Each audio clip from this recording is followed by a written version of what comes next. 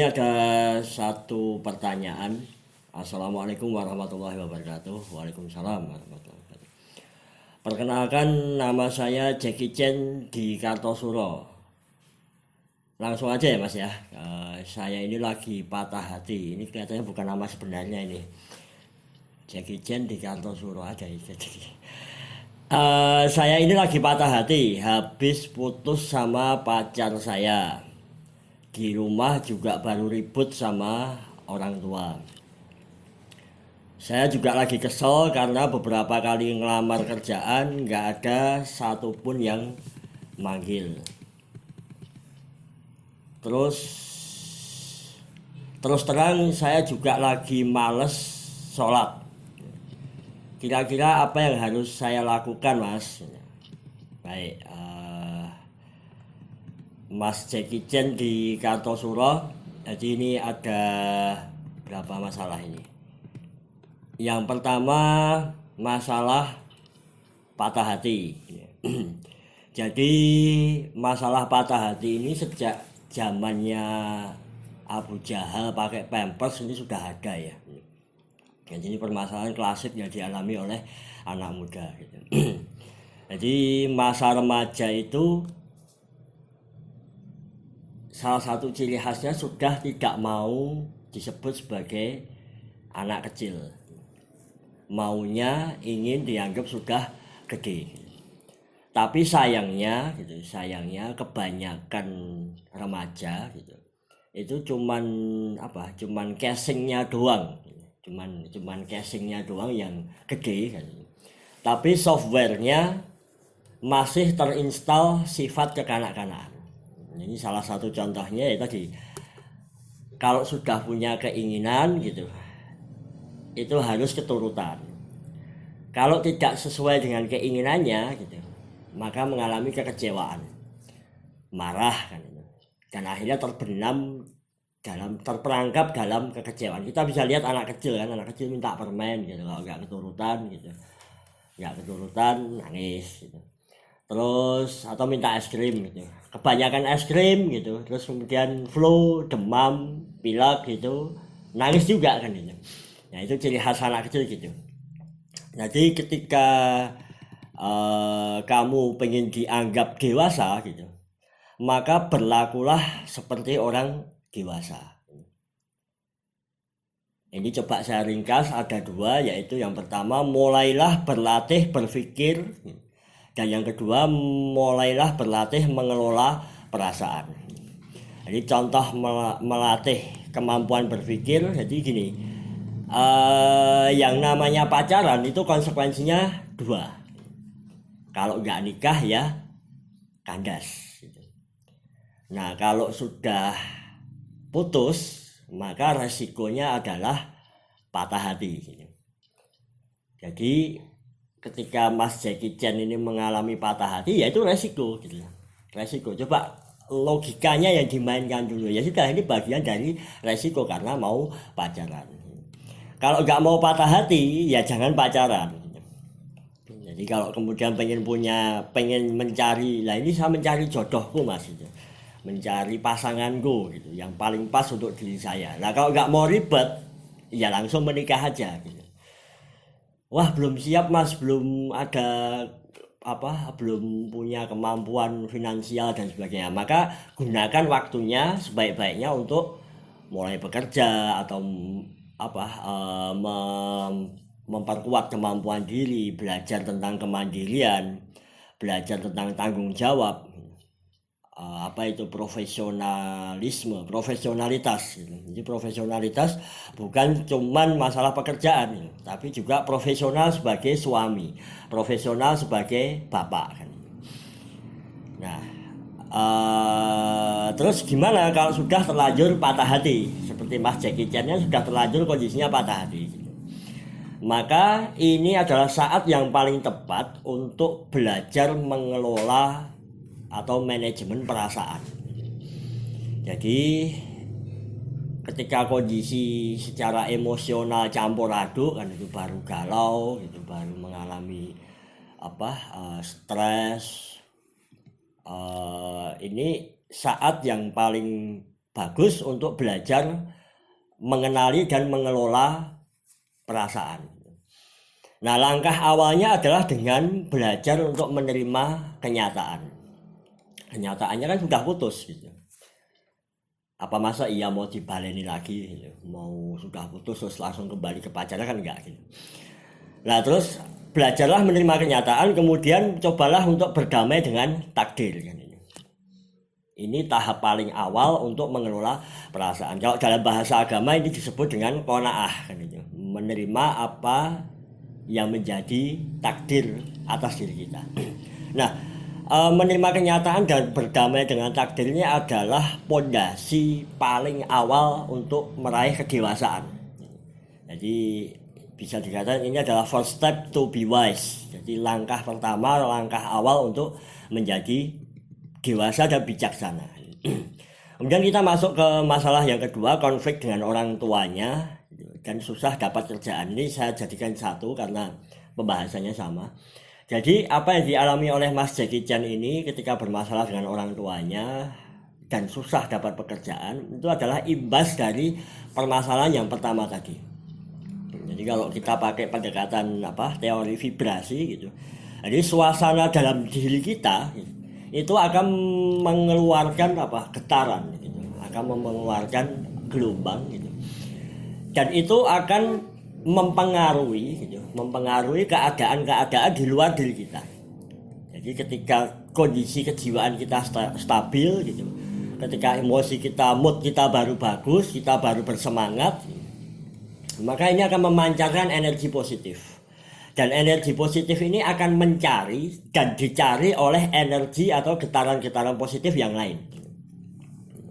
Nah, sebaliknya ketika jiwanya itu baru labil gitu, jadi baru mengalami goncangan, auranya itu beruat gitu, maka ini akan memancing energi negatif orang lain gitu.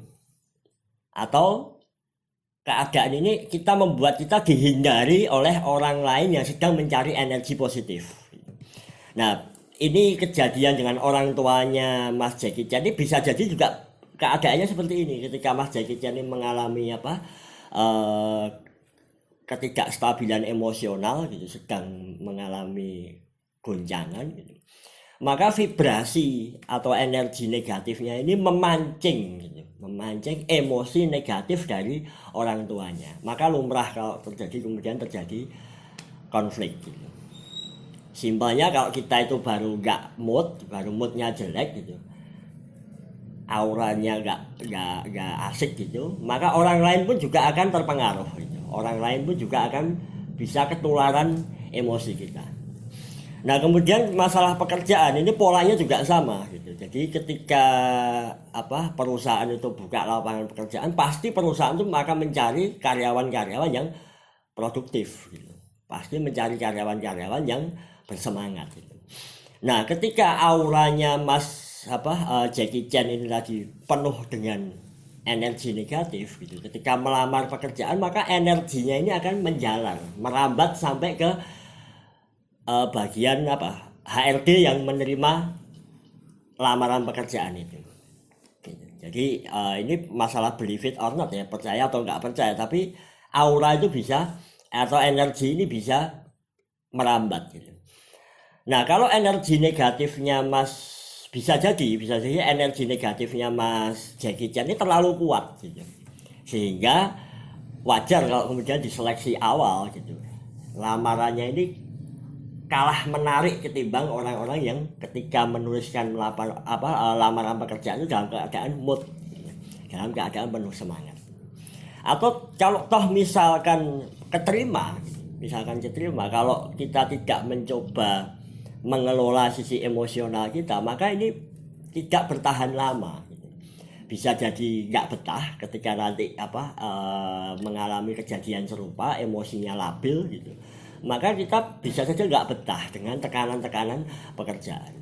Atau rekan-rekan kerjanya atau atasannya juga merasa nggak cocok dengan suasana negatif dari kita katanya. Maka biasanya ini seringkali terjadi dalam dunia kerja kan gitu. Kalau ada karyawan baru nggak asik gitu, apalagi kalau sistemnya sistem kontrak kan gitu. Maka nanti pas habis kontraknya nggak diperpanjang. Karena apa? Ada report, ada record, ada catatan-catatan yang memang kita dilihat tuh nggak asik. Kemudian yang ketiga, soal malas sholat. Nah, malas sholat ini sangat umum sekali terjadi di usia remaja kan ini.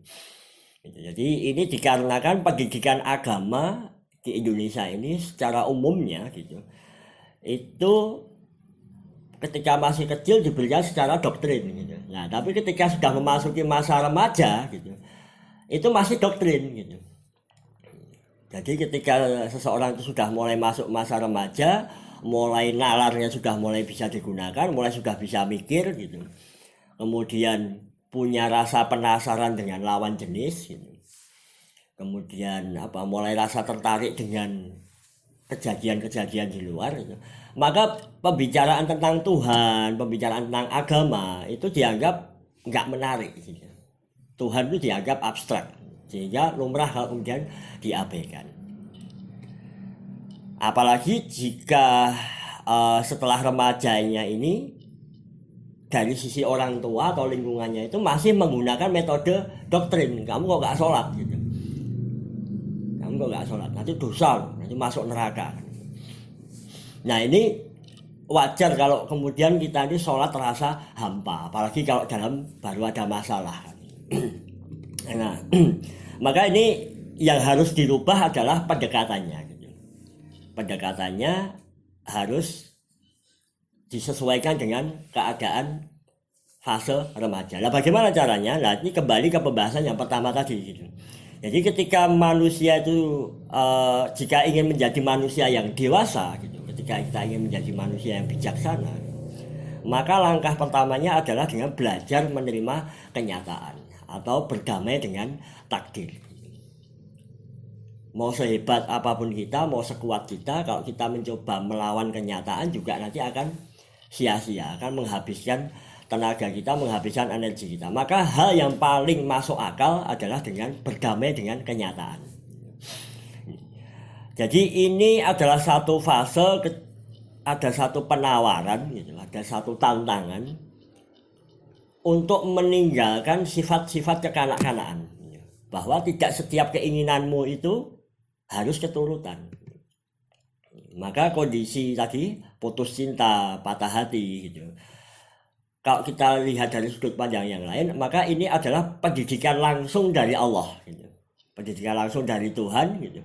Untuk mendewasakan dan membentuk menjadi manusia yang bijaksana. Nah, kira-kira keadaan ini baik atau jelek? Nah, inilah kita harus menantang akal kita, menantang nalar kita untuk bisa menjawab pertanyaan ini. Kira-kira pertanyaan ini baik, keadaan ini bagus atau keadaan yang buruk kan? Nah, jika sudah bisa memahami bahwa apa yang menurut kita itu buruk, belum tentu buruk menurut Tuhan, gitu, menurut Allah. Gitu. Apa yang kita anggap baik, belum tentu baik menurut Allah. Gitu. Maka ini adalah satu tahap paling fundamental dalam mempelajari makrifat. Jadi ini sudah mulai memasuki pemahaman, memahami tentang makrifat. Nah, ketika ini sudah bisa kita masuki gitu, maka insya Allah nanti proses selanjutnya untuk healing atau memulihkan keadaan diri yang baru shock, baru mengalami sakit hati, itu insya Allah akan lebih cepat gitu. Untuk mengobati kekecewaan itu lebih efisien, dan cara yang paling efisien adalah dengan sholat. Jadi nanti kita bisa merasakan takbir itu ketika kita Allahu Akbar gitu, maka akan terasa bahwa ternyata hanya Allah yang maha besar. Hanya Allah yang maha besar. Sedangkan diri kita ini kecil. Masalah itu lebih kecil lagi. Kemudian saat kita ruku gitu, akan terasa bahwa kepala kita ini gitu, sedang menghormati kejeniusan Allah dalam mendidik hamba-hambanya. Apalagi ketika sujud gitu, lebih kerasa lagi bahwa kita ini lemah gitu, bahwa kita ini tidak berdaya dan kita membutuhkan pertolongan Allah. Sehingga panjangkan sujudmu gitu. Jadi sujud jangan kayak ayam gitu. Sujud itu yang lama gitu. Sampai nanti kita bisa meneteskan air mata, apalagi kalau kondisinya baru patah hati, baru galau-galauan, itu air mata itu kayak mudah meleleh gitu. Maka biarkan saja, nggak usah ditahan-tahan. Ketika sujud itu lepaskan air mata itu. Nah itu kita akan bisa menikmati perasaan sakral gitu, menyatu dengan kehendaknya Allah. Bukan wahdatul wujud ya, tapi menyatu dengan kehendaknya Allah. Kita bisa memahami kehendaknya Allah itu apa. Nah itulah sholat yang sesungguhnya gitu. Nah terakhir gitu, dalam Quran surat Al-Ankabut ayat 2 surah ke-29 disebutkan, apakah kamu akan dibiarkan begitu saja mengatakan beriman sebelum diuji. Maka ini bisa kita lihat dari sudut pandang yang lain. Kalau seseorang itu sudah kuliah gitu, maka kerjakan tugas dan ujian kuliah itu menurut levelnya mahasiswa gitu. Jangan mengerjakan tugas atau ujian kuliah gitu dengan caranya anak SMA, anak SMP atau anak SD. Nah, jika ingin dianggap dewasa gitu, maka kamu nggak bisa gitu, nggak akan pernah bisa memahami kenyataan, gitu. Tidak akan pernah bisa mengenali dirimu, gitu. Tidak akan bisa melihat betapa Allah tuh maha keren, gitu. Kalau mindsetmu atau cara berpikirmu masih seperti anak-anak. Nah, sehingga untuk Mas Jackie Chan ya, ini cobalah dari permasalahan yang ada itu digunakan untuk mulai berpikir, mulai belajar menata emosi, dan mulai belajar untuk menjadi manusia yang dewasa dan lebih bijaksana. Mudah-mudahan yang sederhana, yang singkat ini bermanfaat untuk Mas Jackie Chan dan untuk yang lain. Mudah-mudahan Allah merahmati kita semua. Wassalamualaikum warahmatullahi wabarakatuh.